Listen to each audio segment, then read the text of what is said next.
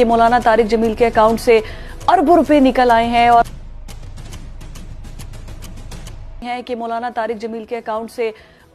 نکل آئے ہیں اور ان کے جو بینک اکاؤنٹس ہیں وہ منجمد کر دیے ہیں.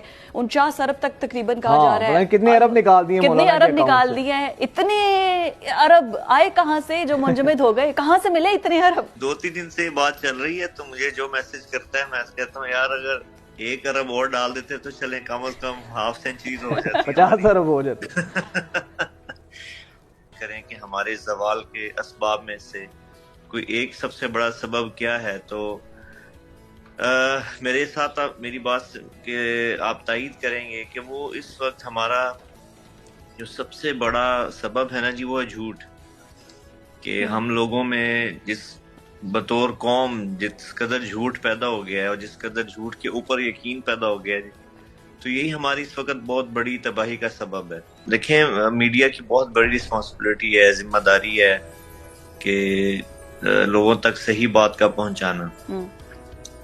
تو اگر میڈیا کے اوپر ہی ایسی باتیں پہنچیں گی جن کا سچائی سے، دیانتداری سے کوئی تعلق نہیں ہوگا، تو پھر اس کے بعد تو کوئی سورس ایسا نہیں رہ جاتا نا جس پہ ہم یقین کر سکیں. تو میں کیا کہہ سکتا ہوں اس کے علاوہ کہ جس خبر میں کوئی سچائی نہیں ہے. اچھا، اس خبر میں سچائی نہیں ہے. آپ نے اس کی پہلے اپنے اس پہ تردید بھی کی، ہمارے بھی پلیٹ فارم سے اب توسط یہ کہہ رہے ہیں کہ یہ جو تمام تر ایسی باتیں کتنے ارب آگے یہ سب جھوٹ ہے، آپ نے تردید کر دی. لیکن یوسف بھائی میرا یہ سوال میرا سر یہ سوال ہے، کیا وجہ ہے کہ چند مہینوں کے بعد مولانا کے خلاف ایک بھرپور کیمپین ہمیں دیکھنے کو ملتی ہے. کبھی جی کہا جاتا ہے کہ مولانا صاحب کی ہاؤسنگ سوسائٹی نکل آئی ہے، گو کہ اس کے بعد جس شخص نے یہ بات کی تھی اس کے بعد اس نے معافی بھی مانگی. لیکن سر کیا وجہ ہے کچھ وقفے کے بعد مولانا کے خلاف ایسی کیمپینز کیوں نکلتی ہیں سر؟ حالانکہ مولانا کی ذات کے بارے میں جو ہم جانتے ہیں ان سے تو ہم نے کبھی ان کے منہ سے کسی کی برائی یا کچھ ایسی چیز نہیں سنی.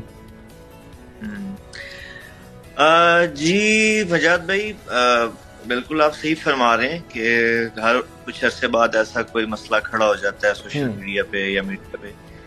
اب آپ دیکھیں یہ تھوڑا سا انفارچونیٹ ہے جی، ہماری بدقسمتی کہہ لیں کہ ہم ایک ایسے خطے میں رہتے ہیں جہاں پر اصل میں ہماری نا جی as a nation, as a قوم ترجیحات بدل گئی ہیں. ہماری ترجیحات میں آگے بڑھنے کے جو معنی ہیں نا جی وہ تبدیل ہو گئے. تو آپ جیسا آپ سب اچھی طرح جانتے ہیں جی، آپ تو میڈیا والے ہیں، کہ یہاں پر جو ترجیحات ہیں اس میں ریٹنگ کہہ لیں، پیسہ کہہ لیں، آگے بڑھنا کہہ لیں، کوئی ایسی خبر دینا جس سے لوگوں میں آپ کو زیادہ سنا جائے، آپ کو زیادہ دیکھا جائے. تو اس چیز کے پیچھے ہم لوگ بھاگ رہے ہیں نا جی. زیادہ تر جو میڈیا سے، خاص طور پہ سوشل میڈیا سے تعلق رکھنے والے جو لوگ ہیں، ان میں یہ چیز بدقسمتی سے یہ چیز پائی جاتی ہے.